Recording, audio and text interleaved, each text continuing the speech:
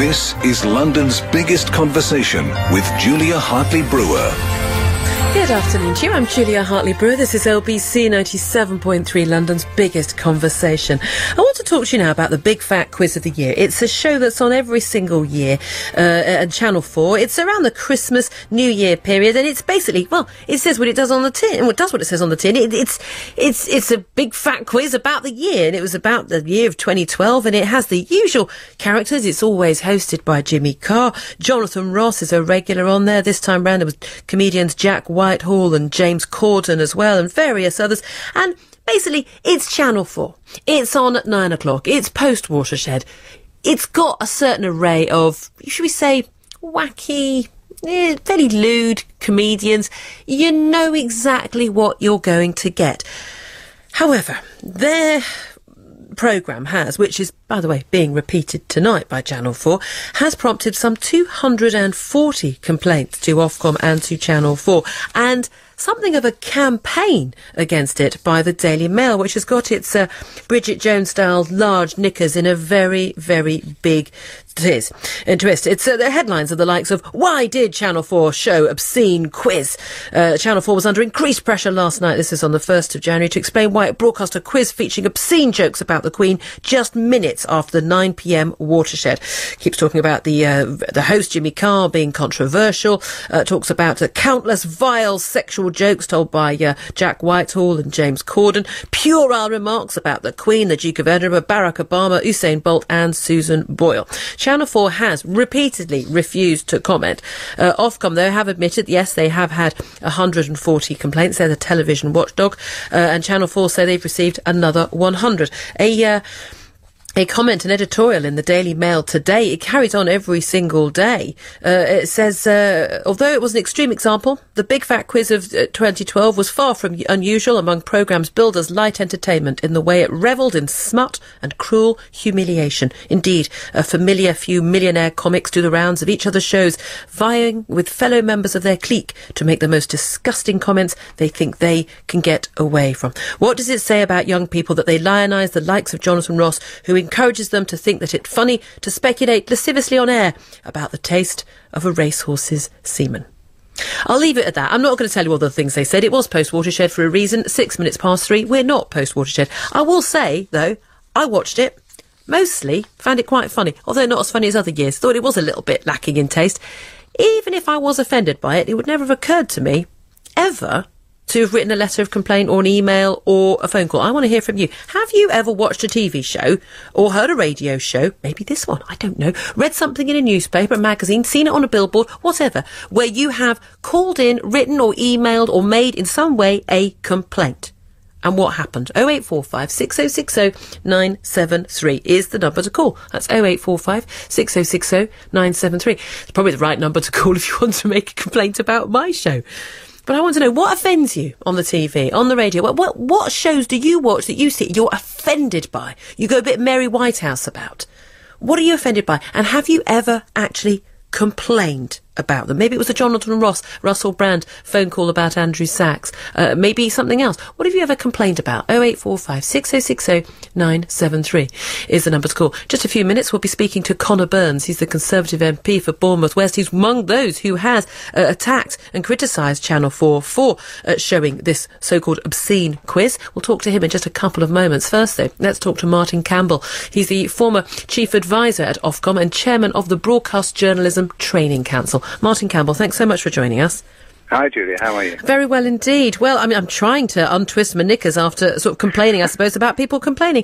But can you just help us out here in terms of when people complain, what happens in that process? If someone writes in or emails or calls in a complaint to Ofcom, what then happens? It's a pretty rigid and straightforward and actually perfectly logical sort of procedure that it goes through.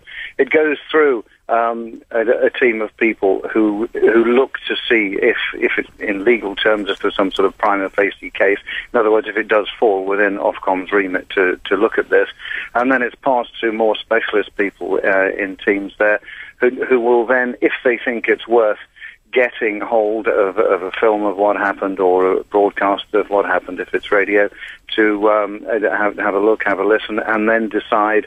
Really, you're always deciding whether broadcasters have broken the broadcast code in this country. And again, are there codes regarding taste and the kind of jokes people can make? Oh, absolutely, yeah. It used to be called taste and decency, and now it's called harm and defence. And I think that I was always against that differentiation being made, actually, because I do feel, and I think this is possibly one example, where we are now almost in an offence culture where people are looking for offence in much the same way as people will look for curbstones that are broken so they can say that, maybe they could have tripped over them, even though they didn't. And I think a lot of these complaints will be from people who didn't watch the programme. Well, this is what happened in the Jonathan Ross affair. Yeah, of course, roughly 6 people ever heard this sort of very minor broadcast on a minor BBC sort of digital channel, and tens of thousands of people complained who could not possibly have heard. And I checked with quite a few people I know who'd complained, and I discussed it on air here, and no one had actually heard. One woman said to me, well, I didn't hear it myself, but I read about it, and although I wasn't offended, I thought other people might be offended, so I complained. Yes, well, there you are. But no, actually, there were 2. I was at Ofcom at the time. There were 2 complaints about it, and I think actually they went to the BBC rather than to Ofcom until the Daily Mail got hold of it. But Ofcom's view, and I think it is quite right as well, is that if there is one complaint, they will look at it. And so, in theory, it doesn't matter whether there's a million complaints or one complaint, although one could say that if there are a million complaints, the chances are then there's been a bit of a problem. But that is not a factor that they say they take into account. Now, obviously, you would have to be swayed by thousands of complaints, and in a way, again, Ofcom would say they're not swayed by a Daily Mail lobby in here, but of course they have to be, because the spotlight is on it all of a sudden. Well, that's the thing. And I mean, what about the people who, as you say, people looking to be offended? Because we have not just loads of terrestrial channels, we have an awful lot of satellite channels. Most people have access to more than even just the basic 5 channels with Freeview. If you don't like something, I mean, most people now have a remote control, don't they? I mean, look, there are lots of things that I see on TV which I don't find funny, I don't find interesting, and I don't bother watching them. What is then the mindset of someone who's obviously had to deal with these complaints, of someone who sees a show that has people on they don't like, or they always find offensive, on a channel which they probably, let's face it, Channel 4 probably isn't aimed at the Daily Mail reader, and they carry on watching it for an hour to be offended?